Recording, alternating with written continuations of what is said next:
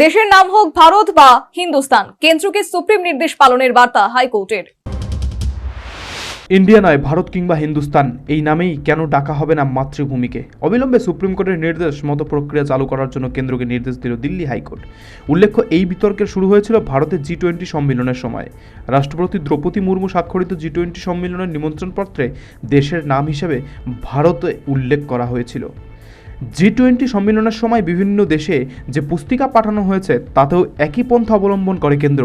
এই ঘটনায় সরব হয় দেশের কিছু বিরোধী দল, মামলা গড়ায় আদালতে। সেখানে সুপ্রিম কোর্টের তরফে কেন্দ্রকে প্রস্তাব দেওয়া হয় ইন্ডিয়ার নাম বদলে ভারত বা হিন্দুস্তান রাখার। শীর্ষ আদালতের সেই প্রস্তাবকে হাতিয়ার করে দিল্লি হাইকোর্টে দায়ের হয় আরেকটি মামলা।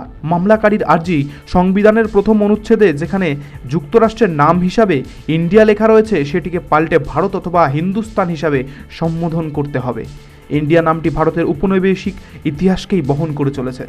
অপরদিকে ভারত নামটির সঙ্গে অনেক বেশি একত্ববোধ করেন এদেশের মানুষ। এমনই আর্জি আবেদনকারীর। এই মামলার শুনানিতে সুপ্রিম কোর্টের নির্দেশ মতো প্রক্রিয়া চালু করার জন্য কেন্দ্রকে নির্দেশ দিল এবার দিল্লি হাইকোর্ট। এই মামলার প্রেক্ষিতে বিচারপতি শচীন দত্তর বেঞ্চ কেন্দ্রকে এদিন নির্দেশ দেয় সুপ্রিম কোর্টের নির্দেশের বিষয়টি কেন্দ্রকে বিবেচনা করে দেখার জন্য।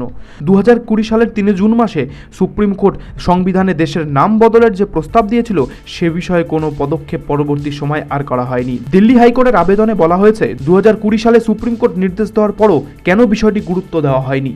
National bureau report, news vanguard.